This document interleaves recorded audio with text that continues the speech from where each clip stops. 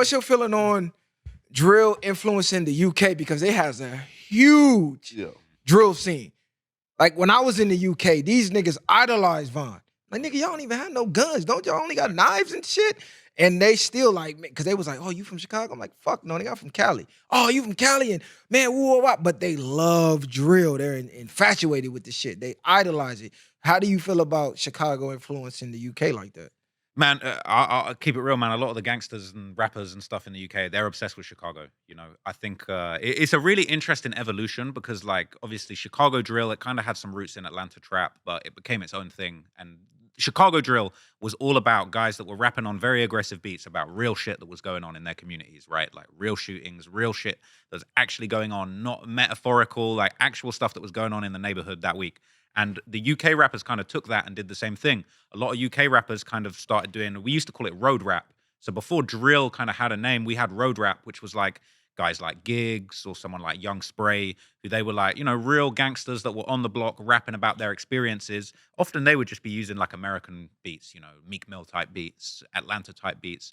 But at a certain point, probably around like 2014, a lot of UK beat makers and producers, they kind of like blended elements of like UK dance music, like garage and house music, like speeding up the drums with some of the like synths and melodies of Chicago drill music, and created like the UK drill sound, which kind of then eventually spread like to Brooklyn and the Bronx. You know, Pop Smoke, a lot of the beats that he was rapping on were by UK producers. People didn't know it because he's an American, he raps on the beat, it's an American song, but like that sound, like that tempo of like, you hear a song like Dior and it's like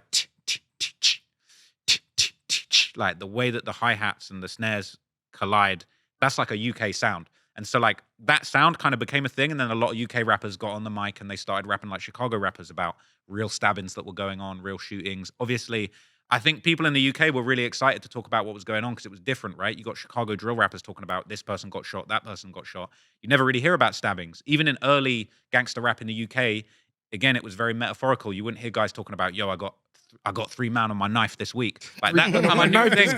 That become a new thing. 3 bodies on the knife is crazy. But that's what they be saying. That's what they be saying. Are you invested in the UK crime the way you are with Chicago? Yeah, fully. I've done a few UK stories over the years. I mean, the thing is, the UK is a smaller scene. You know, there's less. It's not as much constant. The thing is as well, it's kind of like, I grew up more listening to American rap. Like, I love UK music. I listen to it all the time. But it's like, I would say I know more about the US in general, even though I'm fascinated with the UK and I know a lot about it. I know more about the US just because when I was growing up, UK rap was such a small thing when I was growing up. Only in the last few years has UK rap really, well, at least UK drill, has blown up and become like, now we've had #1 records that were drill songs.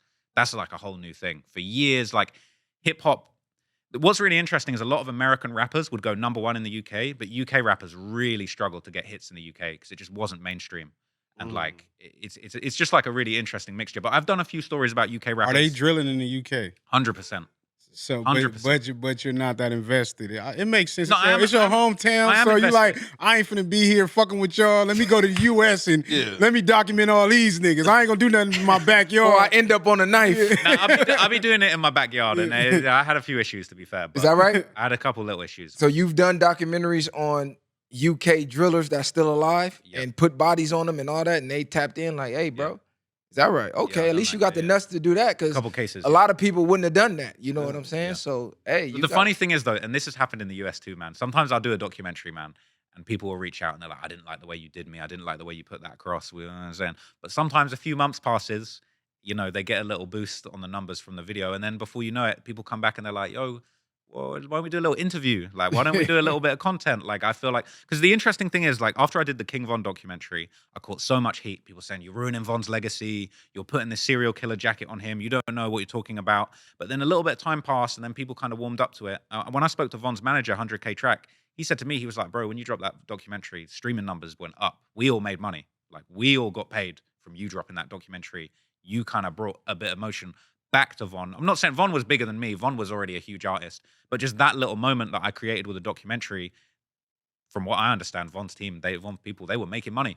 Had the feds ever reached out to you for a job? Nah, never. Nah, never. Fortunately not, man. Fortunately not.